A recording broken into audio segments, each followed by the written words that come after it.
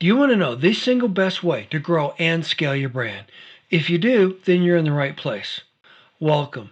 The best thing that I can help you do is to save money, to help you grow sales, to help you get your product on more store shelves and into the hands of more shoppers. And the best way that I can do that is to help level the playing field between you and your most sophisticated counterpart. The way I'm going to help you do that is by teaching you skills that are overlooked in this industry. Skills that, believe it or not, even the big brands struggle with. What I want to talk about today is trade marketing. Trade marketing represents a quarter of your entire gross sales, and yet 70 to 90% of your trade spending is wasted. And the reason that this matters is because every slight improvement means more runway for sales growth, higher brand valuations when you're working with investors, better terms to negotiate with investors, and fuel for more innovation, greater support for missions and causes, and more runway to grow sales on. This is the thing that you need to be thinking about during these uncertain times. How do you compete at a higher level? And the best part about it is that if you can get this right, if you can learn these strategies today when things are difficult, it's going to add even more rocket fuel to your growth. So you definitely want to stay tuned. I've been working hard to raise the bar in this industry, and so all my articles, all my content is dedicated to help you get your product onto more store shelves and into the hands of more shoppers. I've been doing a podcast now. I'm up to 178 episodes. I've also got a new YouTube channel which I recently launched where you'll be able to see this video. More importantly, I've decided to start doing webinars. Webinars to solve some of your most pressing questions. What I'd appreciate you doing is reach out to me and let me know what are your greatest pain points. What are the things that keep you up at night? What are the problems that I can help you solve? There's information about how to contact me at the end of this presentation. This presentation, as I mentioned, is the first webinar that I gave. It was live, and I want to share it with you because there's a lot of valuable information that you're going to want to leverage to grow and scale your brand. Toward the end of the webinar, I share something that I'm working on that I'd love to get your input on. I'd really appreciate your support in helping me help you grow more sales. More about that toward the end of the webinar. As always, I want to thank you for listening. This show is about you and it's for you. In appreciation for your time, there's a free downloadable guide for you at the end of every podcast episode. I always include one easy to download, quick to digest strategy that you can instantly adopt and make your own. One that you can use to grow sustainable sales and compete more effectively with. And don't forget to go back and listen to previous episodes where I may solve some of your most pressing bottlenecks. You know, the things that keep you up at night? Remember, the goal here is to get your product onto more store shelves and into the hands of more shoppers. If you like this episode, please share it with a friend, subscribe, and leave a review. And on this episode, don't forget, the actual presentation is on YouTube, where I share the slides. A lot of times I'll be making references to specific slides, and you'll get to see those on the YouTube video. But I thought this was so valuable that I also wanted to make the audio available on the podcast. And so now, here's the live webinar presentation that I gave, Trade Marketing Strategies to Grow Sales and Profits. Thank you for being here. I appreciate it. Anyhow, we'll go ahead and get started. So anyhow, welcome to today. We're going to be talking about trade management essentials to grow and scale your brand.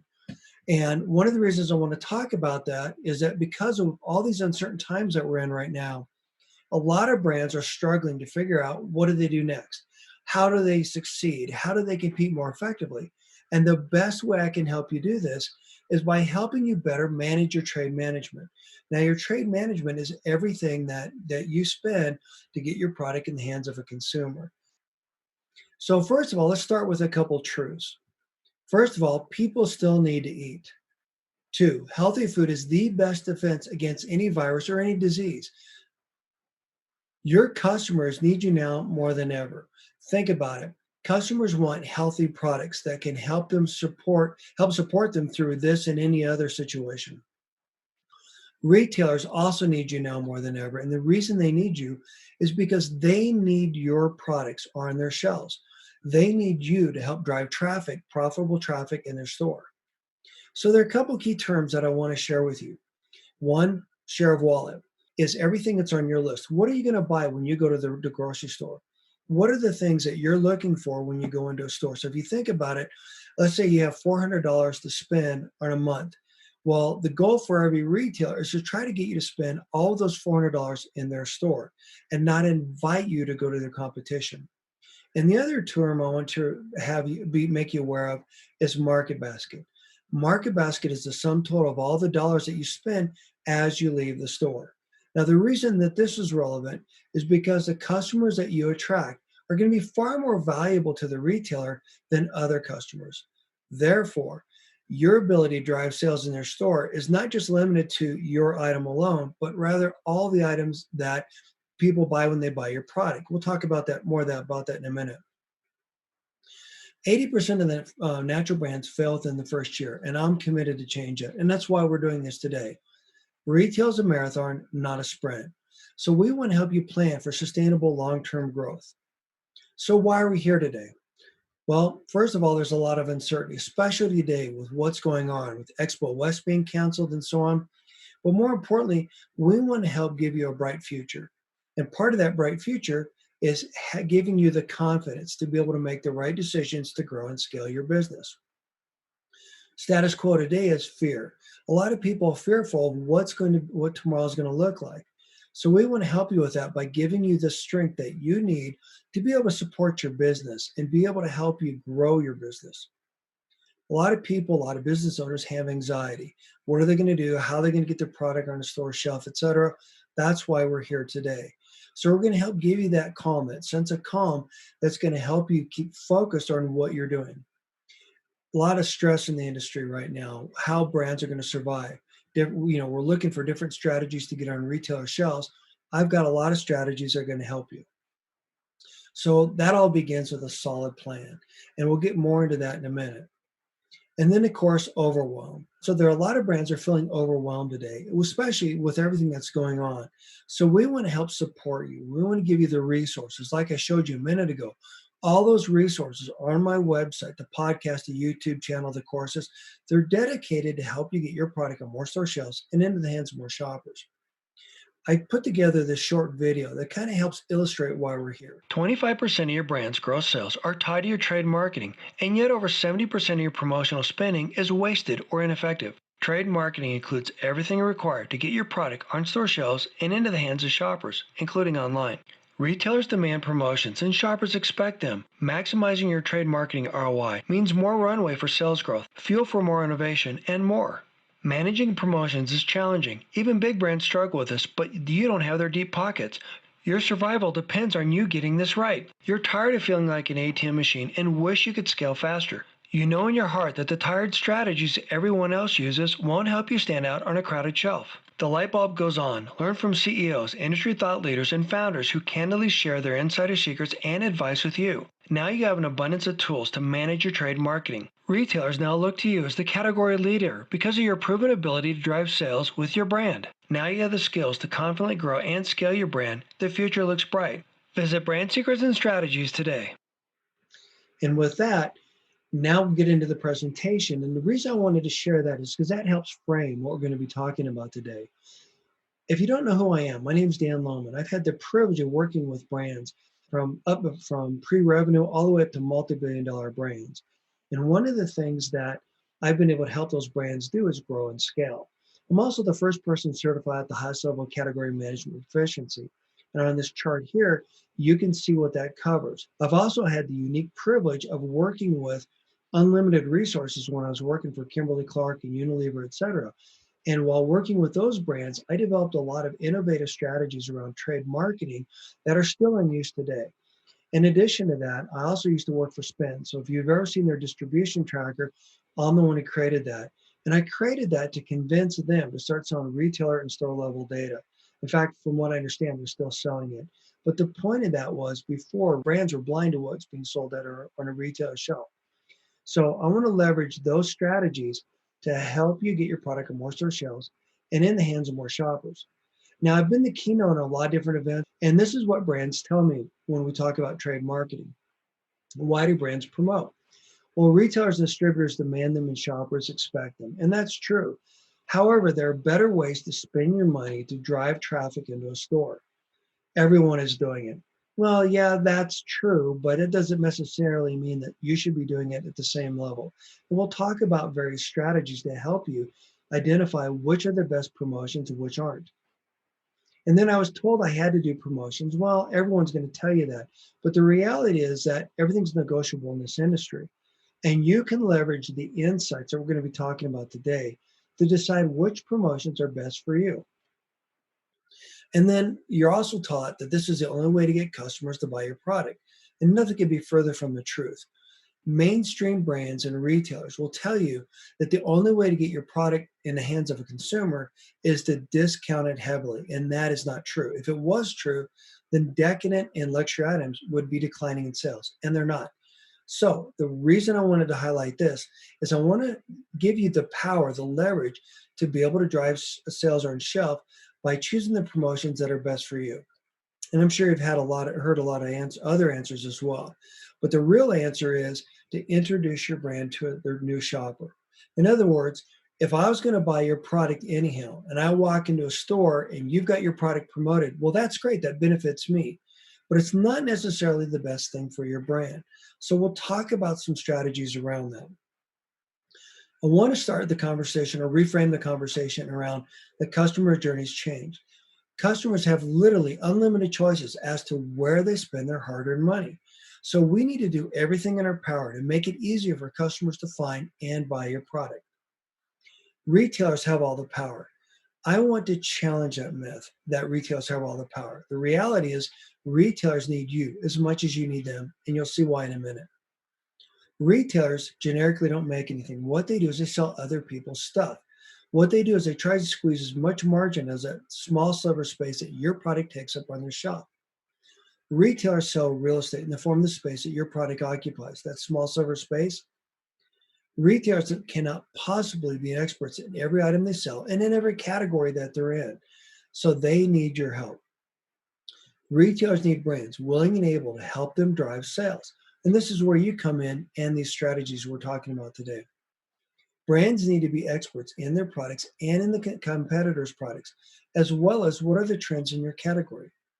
Brands need their own customers, and this is critically important. When you put your product on a retailer shelf, you don't know who that customer is that buys it.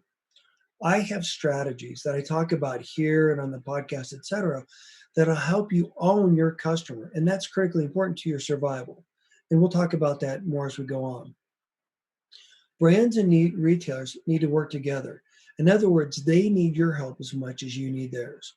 And remember, in this industry, everything is negotiable. So, as I mentioned, shoppers have all the choices. Brands need to have a multi channel approach to leverage sales across all platforms.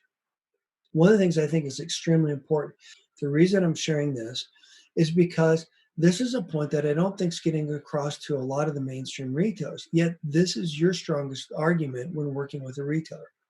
So, several years ago, I did a feature article for the 2016 Category Management Handbook, and I had access to all outlet Nielsen data. That's a multi-billion dollar category.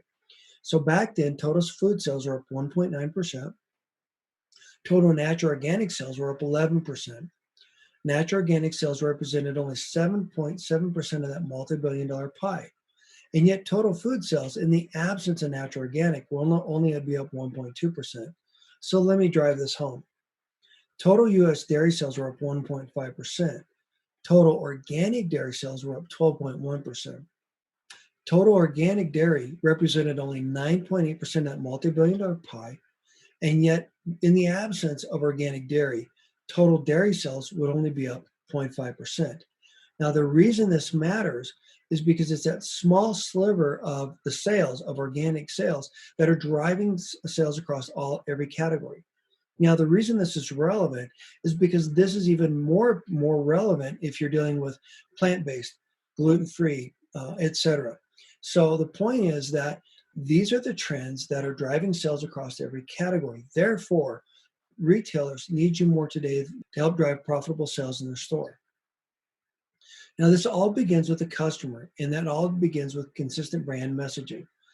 I developed a course several years ago called Turnkey Sales Source Strategies. And the reason for this is that when we all share our story in our own voice, and fundamentally, this is the Achilles heel of big brands. So if you can do this and do this well, if you get it, it'll give you significant, sustainable competitive advantage. So let me illustrate it this way. If I share my story with someone else, and then they share it with someone else, and so on, by the time it comes back around to me, it's virtually unrecognizable. And so the idea behind this is that if you can share your story consistently across your entire sales funnel with the same passion and enthusiasm, that's going to give you a competitive advantage. So this is the foundation that you need to build your brand on. So I highly recommend you go ahead and take the course. Again, it's free. So what does the core natural shopper look like? Well, a lot of big brands and a lot of big retailers tend to commoditize the shopper, but the reality is we are not clones. Have you ever gotten a great deal on something that you didn't like? Of course, we all have.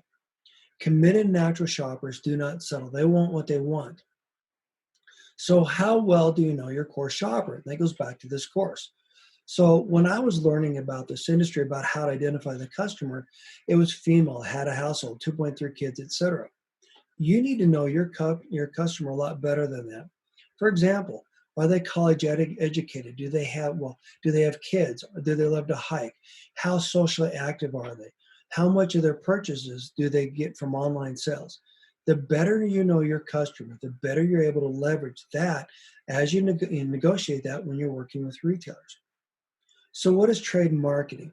Trade marketing is everything that's required to get your product on the retailer shelf and in the hands of a new shopper. Retail's expensive. Let's be honest. It's pay to play. Retail is extremely expensive, especially for small brands. And the reason for that is that small brands are unfairly burdened. And the reason for that is that you don't have the relationships that the big brands have, and you don't have the deep pockets. So we need to be a lot more creative when we go to market. Your trade marketing is typically the largest item on your brand's income statement. And we need to teach you how to maximize each and every opportunity so that we can reduce those fees and give you more runway, help you compete more effectively. Your most important resource today, unfortunately, is your checkbook. And I want to change that. The current strategies are old and outdated. And unfortunately, most brands rely on ineffective tactics. 70 to 90% of your trade dollars are wasted. The primary objective, as I mentioned, is to get your product in the hands of a new customer. It's not to reward me for buying a product that I was going to buy. And a lot of this is due to poor execution, consumer confusion, boring promotions, deductions, out of stocks, you name it. There are a lot of things in here. And if we can help you address those specific things, then we're going to give you more runway to grow sales, etc. And I've got a really great chart in a minute that you're going to want to see. So the goal of promotion is that everything you want to be fair and balanced, but the reality is that promotions are rarely balanced in your favor. And unfortunately, the reason for that is a lot of retailers, distributors, etc., now look at promotions as a profit center. In other words, this is how they drive sales. But we want to change that conversation because what matters most to the retailer is the valuable customer you bring into their store. You don't want to rely on cookie cutter strategies. And unfortunately, a lot of agencies, brokers, et cetera, in the industry will teach you to use cookie cutter strategies because, first of all, that's what they know. And then, secondly, it's easier for them to be able to use one simple strategy across every customer that they work with. We're going to teach you to go way beyond that. Your creativity is your single greatest asset. And shouldn't your promotional strategy be every bit as creative as the ingredients in your packaging? So rinse and repeat is not a strategy. We want to teach you how to think purposely, develop a promotional strategy that's going to help you drive sustainable sales. So as I mentioned, purpose. We want to begin each promotion with a goal in mind. Pro tip, you want to think about the market basket, remember the sum total of all the purchases, and work backwards. So when you're thinking about your promotions, don't think only about your single item. Think about all the items that customers pick up as they go through their shopping journey. We want to maximize each and every opportunity we get in front of the retailer. And we want to maximize your trade marketing ROI. You don't want to farm this out. You want to own this in-house. You want to make sure that you're on top of this because remember, this is essentially your checkbook. You want to make sure that you're doing everything in your power that drives sustainable sales for your brand. And that all begins with you understanding the components of trade marketing. Today's competitive environment demands advanced strategies that others overlook. And trust me, even the big brands struggle with this. The failure to get this right can be catastrophic. It can derail and even bankrupt your brand. Trade marketing can add rocket fuel to your brand. Hitting the right target can literally 13x your ROI, and that's according to Nielsen. So show me the money. Having more money because you're saving money on your trade marketing is going to help you out dramatically. So let's find out where you at or where you're at on this table. And as you can see, that your trade marketing, if you're a brand that sells $500,000 a year gross sales, your trade marketing, let's say it's about 25% of that, is $125,000. That means you're wasting about $87,500 a year on trade spending if it's not effective. Now, if we can get a 10% improvement, that's $8,700 back in your pocket. Well, when you take a look at what a $100 million brand is, et cetera, you can see how much opportunity is here for us to do better. So the question is, what would you do with that extra dollars? Would you reinvest it into your brand? Would you put it into missions? How would you leverage those dollars to compete more effectively? And don't forget that this compounds over time because the strategies that you put in place this year are going to go exponentially as you compete year after year after year. This is where a talented category management expert can amplify your results and help you explode sales. And the reason for this is that there's an art and a science to understanding how this works. And it requires a lot more than just canned templates or canned reports or push button tool. That one of the things I did, for example, with Kimberly Clark, by understanding this very well, becoming an expert in this, is I was able to, for example, get a major retailer to change their menu fees, what it cost us to promote. I was also able to come up with a lot of creative strategies and became a category captain as a result. And by the way, I talk about this on the different podcast episodes. Now, the goal is that we want to help the retailer remain relevant. And what I mean relevant is how do you help your retailer compete against their competition, all the retailers in their market? So what do retailers really want? They want three things. One, they want a competitive advantage in their market. Two, they want more traffic in their store, and that's where you come in. And three, they want a reasonable profit. And if you can help them achieve their goals, then they're going to bend over backwards, savvy retailers will, to help you achieve your goals. And this is why this all matters. And this is a competitive edge we want to give you. So let's look at the anatomy of a promotion. First of all, there's the promotional agreement. The promotional agreement is a contract. You need to ensure that everything you put in the contract specifically outlined what you're going to get, when you can expect to get it, et cetera. And then you need to make sure that the retailer is going to comply. In other words, make sure the retailer understands when the product's coming in, how much product to come in, when the promotion's over, et cetera. This also reduces your reductions.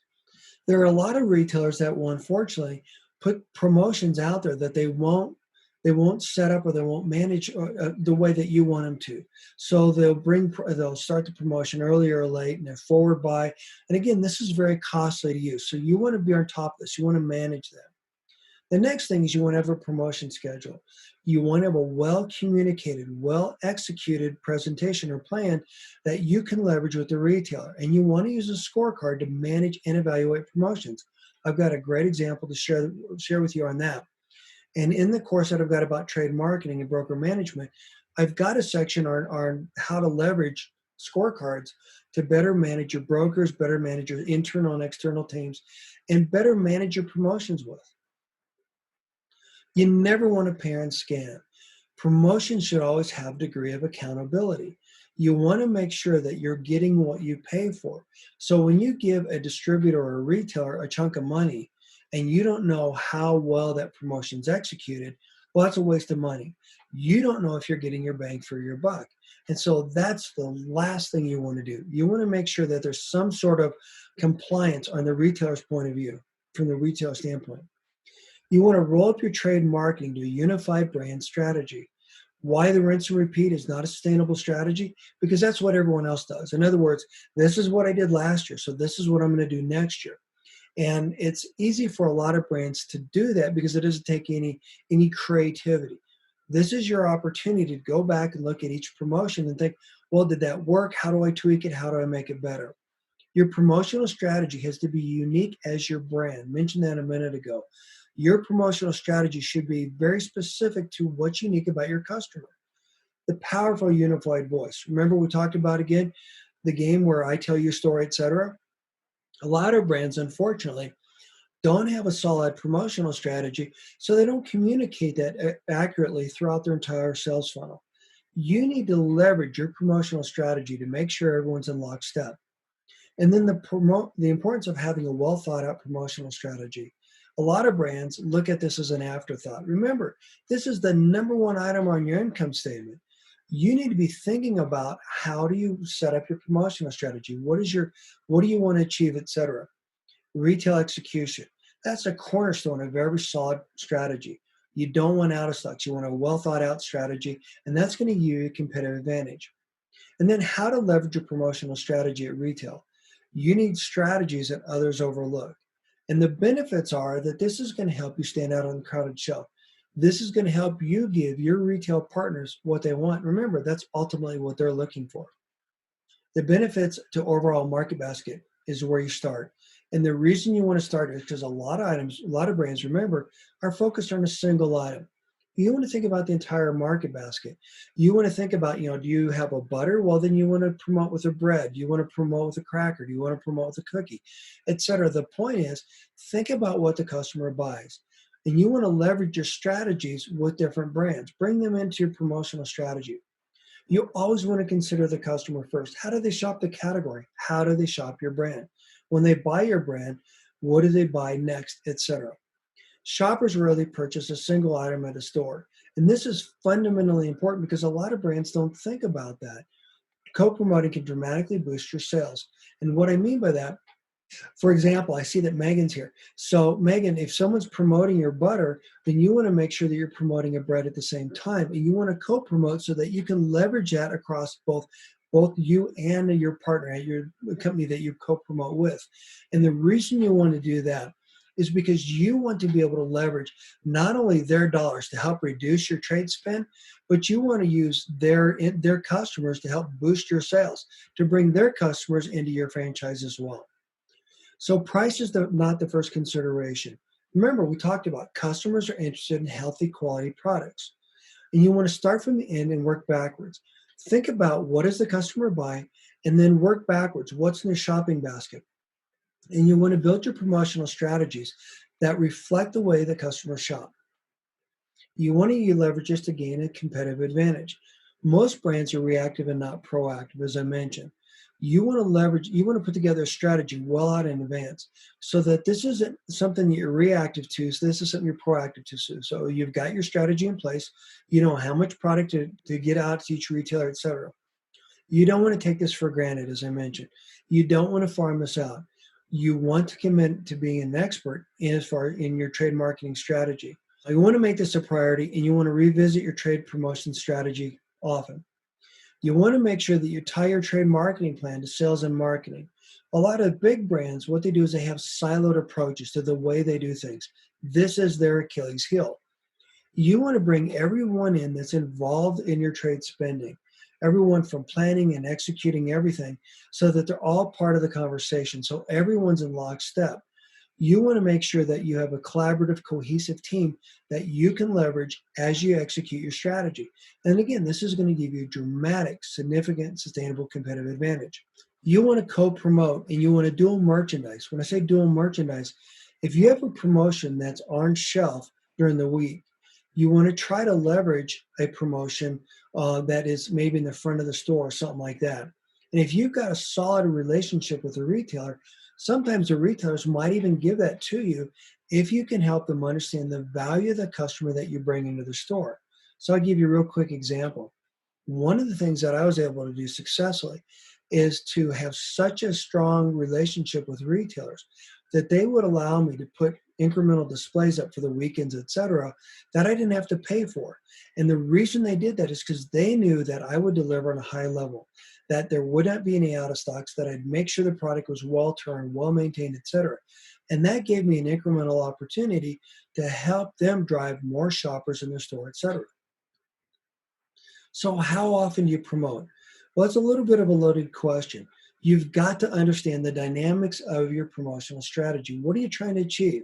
And so, if you understand your promotions, you understand your promotion strategy, understand the category, now you can start developing strategies that are tailored to help grow your brand incrementally, and more importantly, that you can leverage at retail. And remember, everything is negotiable, everything.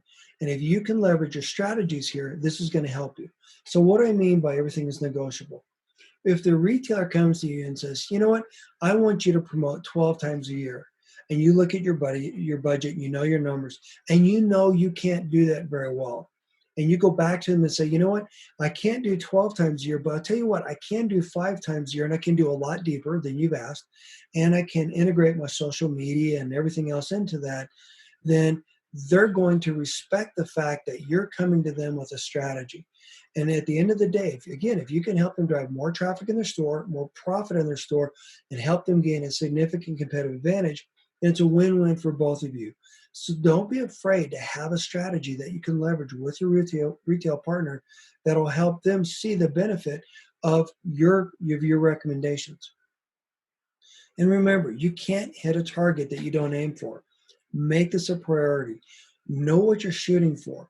Build out your strategy well in advance so that you know exactly what you're aiming for, so that when you're putting together your promotional strategy, you know exactly what you need to do. You know when you need to order the product, when you need to have the ingredients in stock, etc. And more importantly, that you've got all the people in place so that you can make sure that you've got the product in the store when it needs to be, the demo set up, etc. Now, one of the best ways to do this and manage this, as I mentioned, is a scorecard. What gets measured gets done. And as I mentioned, I've got a great program, a great module about this in my broker management course, in my trade marketing essentials course. This is critically important. In fact, actually, big brands are reaching out to me for this reason, because of this alone. And the reason is that this holds your broker accountable. This holds your entire internal and external sales team accountable to what you're trying to do, to what you're trying to accomplish. Your scorecards need to be smart, specific, measurable, attainable, realistic, and timely. And so you want to have strategies that you can use your scorecard as a project management tool. And you want to bake in all of those attributes so that you can better manage who, when, where, and how everything's done in terms of your promotions. With your promotion schedule, I would recommend you have something like this. And this example on this chart. Your promotion schedule needs to be well thought out, and it needs to be well executed, and it needs to incorporate what your retail partner is doing so that you can take advantage of what they're doing to help boost incremental sales. KPIs. KPIs are the guardrails that keep you on track. KPIs are the things that you can give to your internal and external sales teams that help them understand how and what they need to do. Where does the promotion need to be scheduled? Where does the merchandising need to be? How does your product need to be merchandised? Where does it belong on the shelf, etc.? You need to have KPIs for people, the 5 Ps: people, promotion, pricing, placement, and product. And you need to establish KPIs for everything that matters in terms of distribution, merchandising, planning, and promotion. Again, that's part of that module that I talked about, something you're definitely going to want to check out. There's several terms that you need to be aware of in trade marketing. And I'll let you go back and look at this slide later so that you can see these are some of the things that you need to be paying attention in terms of pricing, promotion, your volume, your trade spending, etc. One of the most important things that I think you need to be paying attention to is contribution. Now, you're taught that you need to focus on velocity. In other words, how much does your product sell on a shelf on a regular basis? That is a huge mistake. And the reason for that is that it overlooks what really matters. Let me explain. Big brands with deep pockets can buy velocity. They can artificially put themselves higher on a ranking report. Well, that does nothing for the category. In fact, that can actually pull dollars out of the category. So contribution. How much contribution does your brand drive to shelf? This is exactly why I created my How to Assess the Health of Your Brand mini course. The reason for that is that at this point, we're trying to help you understand, well, how much do you contribute to the retailer? How do you help that retailer grow sustainable sales? Why should they look to you? Remember, if you can help that retailer compete more effectively, drive profitable sales in their category, and at the same time, this is going to help you identify which promotions are valid for you and which promotions are a waste of money. So you want to check out that mini course. But this is why this matters. Your contribution impacts the health of your brand and it impacts the health of the category. And then you can leverage that at retail when you're negotiating for better promotional opportunities, for better shelf placement, etc. You want to use a multi-channel approach. Remember, you've got to be available wherever your customers are shopping. You've got to make sure that your customers can find your products where they're looking. And if you have a solid strategy, then not only can you be available where they're looking, but you can help drive customers to different stores. Again, this is something that you want to leverage in your promotional strategy because this is what's going to benefit your retail partners. And again, you can leverage this at retail to help them appreciate why they need your brand on their shelves.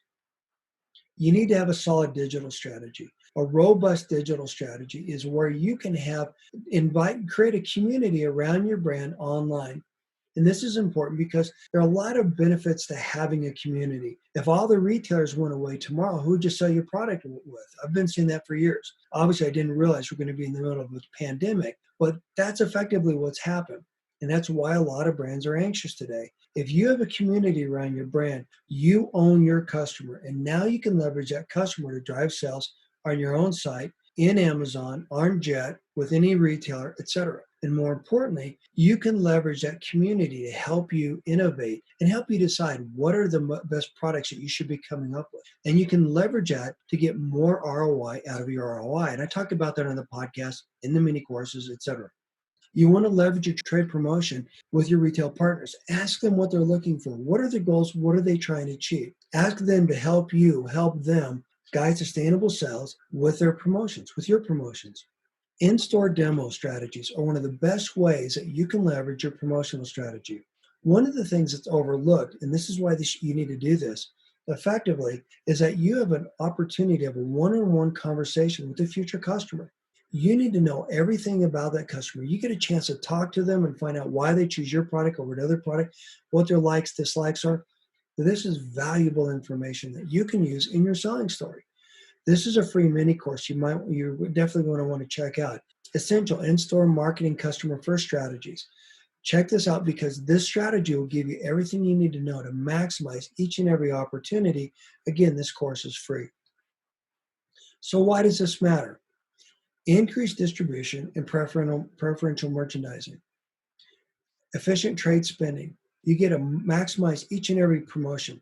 Category leadership. Remember in the short video, retailers are going to look to you as a category leader. A category leader is any brand willing and able to step up and help their retail partner drive incremental sales with your products. And then, of course, higher sales. You hear that a lot of people talk about shopper loyalty. The reality is I have a card for every retailer I shop at, every airline I fly, etc. Loyalty is something that's earned. It's not something that's bought. True loyalty comes from giving your customers what they want by exceeding their expectations. So if you can help your customers get what they want, then they're going to bend over backwards to support you. And this is true for retailers too. So one of the biggest strengths that you have as a small brand, as a natural brand, is to leverage a unique customer that buys your product to help you grow incremental sales across every single retailer, across online, etc. One of the things that I recently launching is my Trade Marketing Essentials course. Now I'm showing this because this is in process. I'm in the process of building it because this is one of the biggest pain points brands have been sharing with me. So the course objective is going to be soup to nuts, everything you need to know about trade marketing. And I want to make you aware that this is coming, that this is going to be available soon. The course overview is actually on the website, on my course page, so you can see what's included in the course, and there's a lot, including online tools and everything to calculate the value of a promotion, etc. I'm going to have a beta launch. The beta launch means that I'm going to make the course available two people that want to help me make sure that I've got everything in there. I want to ensure that I'm answering all your questions. Like I said, I'm an expert in trade marketing, but I don't know your business. So if you can help me make sure that I've got everything in there, then that's a win-win for you and everyone else. But of course, then you'd have lifetime access to the course and lifetime access to all future content. In addition to that, is when I offer regular office hours. What that means is, once a week, I'm going to sit down with everyone on Zoom, and we're going to answer your questions. I'm going to talk about your specific pain points and how do I help you solve those. There's more details on the course page. If you want to schedule time with me, click on the link below or actually type that in. To talk about this or to learn more about what this course entails, reach out to me. And like I said, this is something I'm in the process of putting together. I'll have the beta program up and ready to go pretty soon, and then I'll have the course up and ready soon after that. So now let's answer your questions. How can I help you compete more effectively? How can I help you drive sustainable sales at retail? How can I help you address your most pressing bottlenecks? So I'm going to go ahead and unmute everyone so that we can have a conversation. So, can everyone hear me okay? Yes.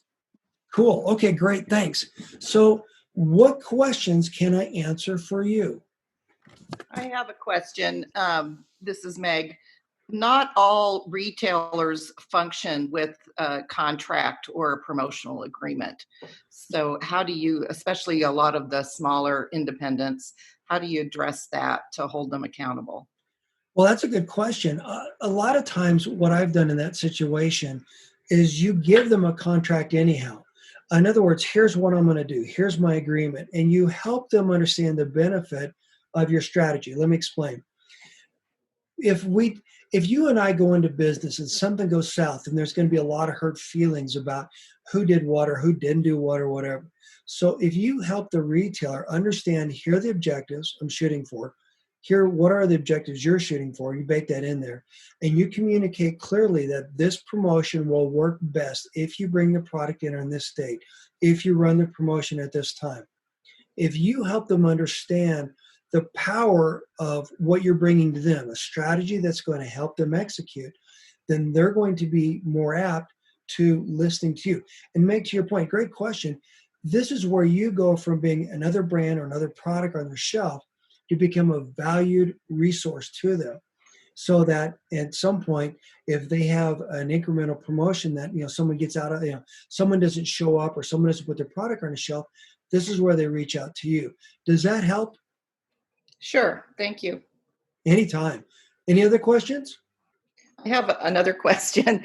Sure. So a lot of our small brands go through distributors, and distributors use algorithms to order in, and don't often, if ever, for small brands, respond to the brand and or broker impact on.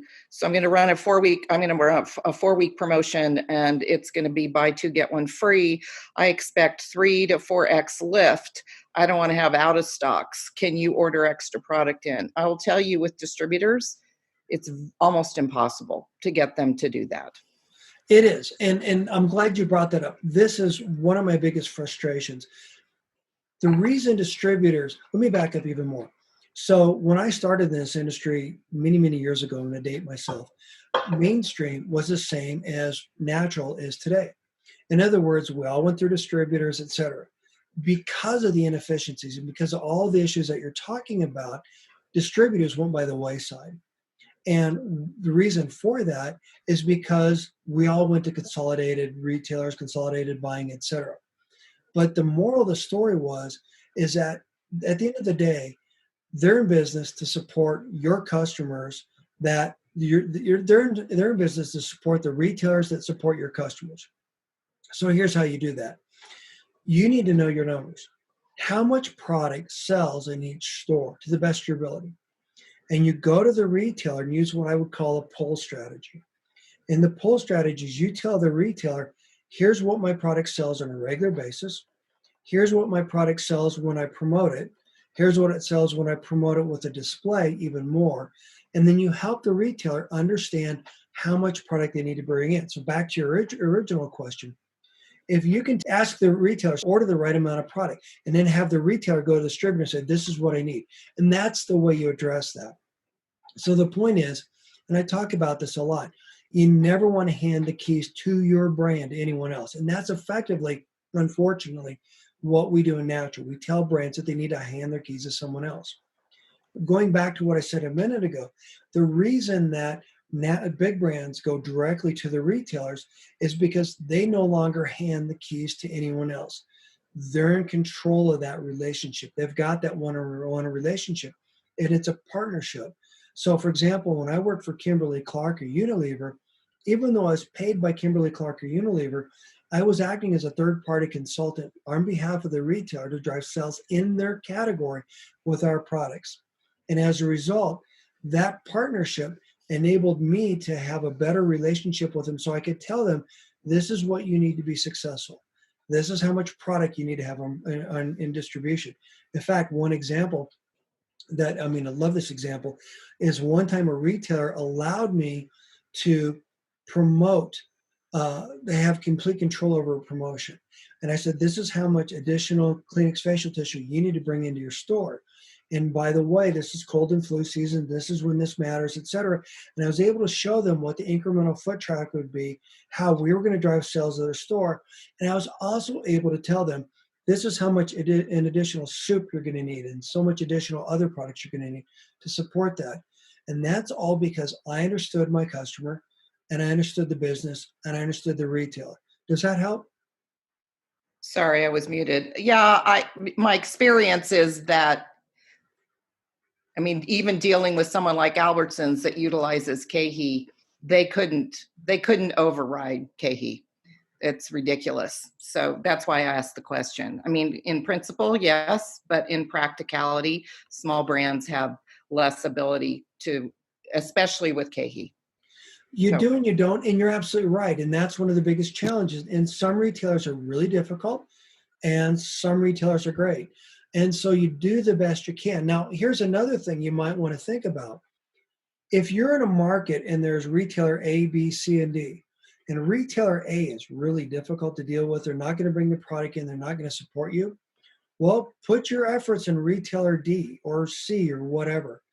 And then using the pull strategy, if they see that their competitors doing far better with your brand, they're going to call you up and they're going to say, hey, Meg, how come we can't get this deal? And you say, well, because my hands are tied, because you won't bring the product in to support me, because you won't help me out. And that's how you encourage them to use you even more. So what I did, for example, is by leveraging those strategies, we became the go-to brand at several key retailers. And so now this will take a while to get going, but we were able to get double-digit sales growth. Now I'm not talking about 10 or 11%. I'm talking about 30%, 80%, 60%, quarter after quarter after quarter, because we were able to deliver at such a high value. And because we were able to prove ourselves there, we could then take that story and leverage it at the retailers that were more difficult to work with. So yeah, this isn't something that happens overnight. And at first they're going to say, look, we're smarter than you. We know our products. We know our customers better than you. This is the way we do things. You need to teach them that you are more than just another brand on their shelf. You own your customer. Help them appreciate the value of that customer you bring into the store. Remember, teach them that you're not just a single item, and stop looking at me to try to get a certain amount of margin, squeeze margin out of one item. Think about how much value you add to your shopping cart. So let me give you an example. If you look at, these numbers are really, really old, so don't quote me. They're just kind of rough estimates.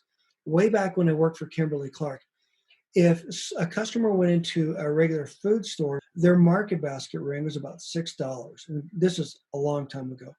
And if they bought and went to a mass store like a Walmart or a Target or something like that, the market basket was $70 or $80.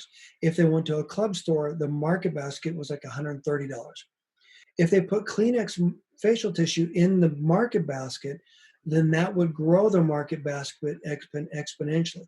So in a food store, instead of being worth $6, it would be worth around $24, $25. Think of the difference there. So Mr. and Mrs. Retailer, which would you rather have? And then of course it was even more in mass, it was even more in club store. So my point is, the better you know your customer, the better you know your competition, the better you know your retail partner, and the better you're able to leverage these strategies, that's how you gain a significant and sustainable competitive advantage. And by the way, this is what I do. This is my side gig, but this is what all my content is about. So if you want to talk more, of course, you can always reach out. But this is what all my podcast episodes, the YouTube channel, all the courses that I've got are designed to teach you strategies that other brands overlook or not aware of. This is how I was able to push little brands around like P&G and Frito. Maybe you've heard, just kidding. But no, that's how I was able to push them around by leveraging these strategies. Does that help? Yeah, yes, thank you. Any other questions I can answer for you? I'm here for you guys. I don't know if I have any questions. I'm new to the food industry, and I just started working for a new plant-based meat company, and we aren't in retail yet. And so I'm just trying to understand what the marketing strategy would be, because I do marketing for them. So yeah, I don't have any I guess the only question is, do you have any advice for what we should do until we get to retail? So Yes. we want to do marketing before we get to retail, so that when we are in retail, people are already going to go find our product. But we've been told that you don't want to spend that much money before you're actually in retail, because you have to spend so much once you're in retail for the trade spend. Yes and no. I'm so grateful that you answered that question. Thank you. So let me back up and frame this conversation around a couple of points that I talked about earlier. Back to the category management handbook. Plant-based, remember what I showed you with organic? Plant-based is the hottest trend in the industry. This is a trend that everyone's trying to get their arms around. You have you appeal to a unique consumer that other people were desperate for. Remember that. Leverage that to your advantage. 1. 2, free mini course, how to play the retail game with Bob Burke. You need to take that. You also need to take the Turnkey Sales Store Strategies course. Now, the retail course of Bob Burke, he frames out in very stark terms, this is what retail looks like. This is what you need to be ready for. However, the better you know the retail game, the better you can take advantage of these strategies. The Turnkey Sales Store Strategies course, you've got to have a solid foundation. Every brand I work with, even especially the big brands, they pay lip service to this. And so if you can do this and bake this into your brand's DNA, you're going to get a significant competitive advantage. Again, both of those courses are free, okay? Next, leverage all of the content, the podcast, the YouTube channel, everything I've got out there. Learn, learn, learn, learn, learn. And the more that you've got in terms of that educational piece, then you can leverage at shelf.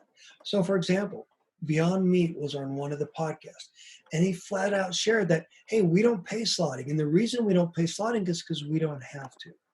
So retailers, distributors, everyone else are going to say, here's what you have to do, because this is the way we've always done it.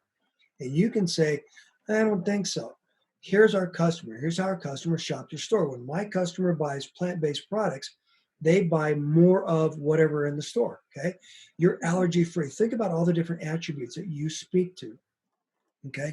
And then leverage that in your selling story. The reason for that is that this is going to help you leverage the unique customer that you drive into the store to drive sustainable sales. So as you're developing your strategies, your go-to-market strategy, bake that in so that you've got it from day one. And then as you start to execute, you start going to retail. Now you can pick and choose. So instead of, like I said earlier, instead of just being a checkbook or an ATM machine to a retail or to a distributor, now you're a value-added product. Build a community around your brand. Leverage that community to help support your sales at shelf. Again, this is what a talented category manager does. Helps you go beyond canned top line reports. One of the things you're going to hear me say a lot of times is that a lot of companies go to a retail appointment and they lay a report on a retailer's desk and they say, wow, look, I printed this off, this top line canned report. Aren't you proud of me? Look, wow, I'm amazing, right? That's just a waste of ink and paper. I know I'm being a little bit sarcastic, kind of going off on a tangent. Well, my point is, every savvy retailer already knows how well your brand and every other brand on the shelf is doing. Be different than them. Help them appreciate and understand what's unique about your product, what's unique about your consumer, what's unique about your go-to-market strategy. Why should they listen to you over the big brands? And as a result, they're going to turn to you. So how does this work? There's a podcast episode, I think it's 68, where I talk about how as a little regional chip company, I was able to keep Frito from having any incremental promotions during a major grand store opening for a superstore. I sold 4,900 bags of chips, and actually $4,900 bag chip display. I sold 5,200 bags of chips in 1 week. I had 3 end caps in addition to that, and Frito could not get a single one. And the reason that was possible is because I leveraged the tactics that I developed that I'm teaching here on this course, on the podcast, etc. Does that help? Mm-hmm. Cool. Yes, thank you. Yeah, and good luck. I'm excited. I love working with emerging brands. I would make a lot more money if I worked with big brands, just to be honest, full disclosure. But I love working with small, disruptive brands. My mission, like I said, is to make our healthy way of life more accessible by helping you get your product on more store shelves and in the hands of more shoppers. And the way I do that is I help you leverage these strategies on shelf. Anyone else? Okay, well, I appreciate your being here. Thank you. If you don't subscribe to my newsletter, please subscribe. You'll probably get it now that you signed up. And in addition to that, I will be doing this on a more regular basis. I've had a lot of organizations reach out to me, big organizations in the industry, that because of what's going on in the industry, I want to leverage my platform, my school, my podcast, etc. And so again, this is how I give back. It's a resource dedicated to you and to other brands. Please share this, subscribe, and let other people know about this, because we're all in this together. And it's all about, the rising tide lifts all of us. So thank you again for your time. Thank you again for your participation. And let me know how I can help you down the road. And don't forget to leverage these resources to help you grow and scale your brand. Thank you very much, and have a great day. Thank you for listening. I appreciate you for being here. I hope you found this information valuable. Remember, I'm here to help you. You're not alone during this crisis. I want to help you grow and scale your brand. Let me know what are the things that you want me to talk about on these webinars, on the podcast, and on the YouTube channel. This week's free downloadable guide is my trade marketing essentials to grow and scale your brand. This is what we talked about through the entire presentation. This will give you the fundamentals that you need to know, that you need to have in place so that you can compete at a higher level, so that you can save money, so that you can make your brand more valuable to investors, so that you've got more money for innovation and more money to get on more store shelves and into the hands of more shoppers. You can download it instantly by going to this week's podcast page at brandsecretsandstrategies.com/session 179. Thank you for listening, and I look forward to seeing you in the next episode.